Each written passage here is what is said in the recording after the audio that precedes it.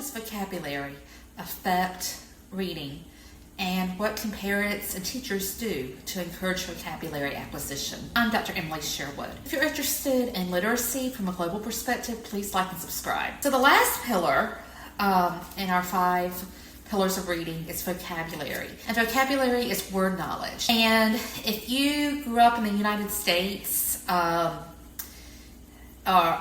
in the 80s, 90s, even in the 2000s, even today, you probably are used to learning vocabulary by memorizing words. So, for example, the teacher might give out 10 words a week from a story that the class is reading or from the textbook, and the student would have to memorize those words and their meanings. Or if it was content area, if it was something like math, science, social studies, there might be a list of words for the unit. I remember having to write down definitions and examples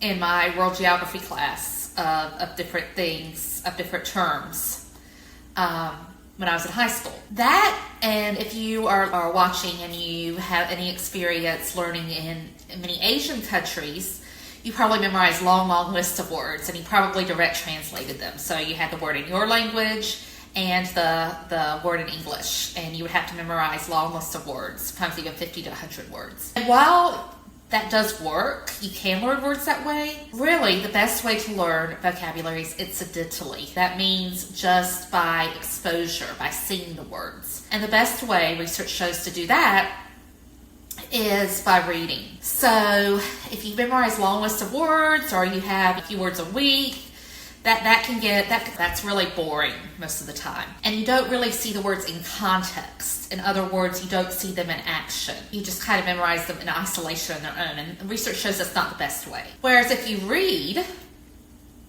and you see the words in a paragraph, maybe as part of a story, then you're more likely to remember those words. But it takes multiple exposures. That means you have to see the words over and over, and words that you don't see every day. But the main researcher about vocabulary and second language learning is Stephen Krashen. He's mostly an English language acquisition specialist. That's what his degree is in, that's what he studied, and that's what he taught for many years. So Stephen Krashen did a very famous study in the late 1980s with immigrant women from Asia, mostly Korean women, and he called it the Sweet Valley Studies. He worked with another researcher named Cho. So they studied these women who were immigrants, again, mostly Korean women, and they were housewives, and they were very unconfident in their English abilities. They felt really shy about their English. They had no confidence.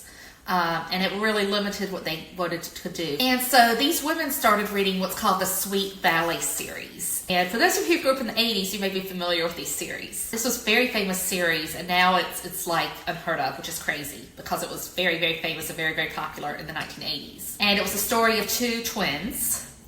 That means sisters that were born on the same day.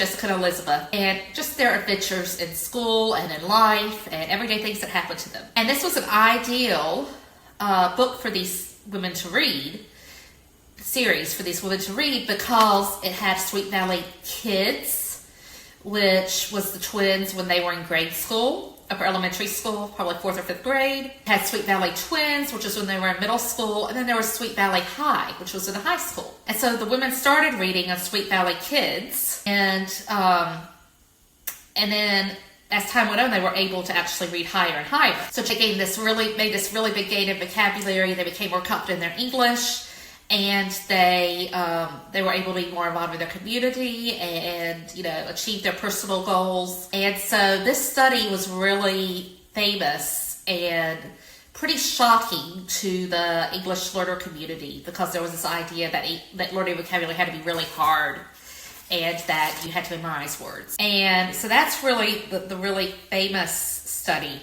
that shows about reading. And so reading is considered the best way to learn vocabulary. And so you may be wondering, well, my child doesn't like to read. And this is something I hear a lot, especially with students who may struggle, or students who are English learners, or who may be diagnosed with disabilities. Your child may unfortunately have a negative relationship with reading in English. And what I suggest to parents always is A, to find something the child likes. We talked in the last video about comprehension and how schema, which means something that the child knows about and maybe has an interest in, is good. So something that the child has an interest in and or knows something about, preferably both, something the child likes and knows a bit about, and find something around that child's level. As I put in the last video, you don't want to be very strict about these levels. If it's something your child likes, for example, I've worked with a lot of boys who like soccer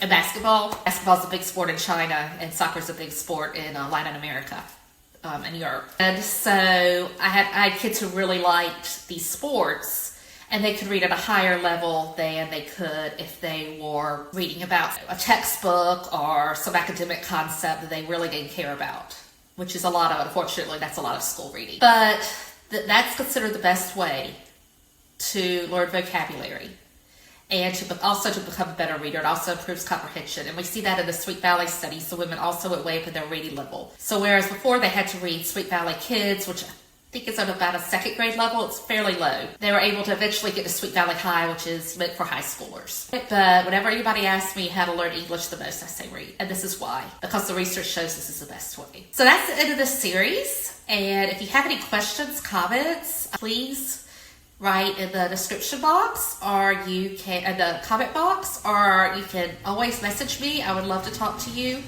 more about reading. And please continue to like and subscribe, because I'm going to continue to have content about literacy and language and educational policy. Thank you and have a wonderful day. Keep learning.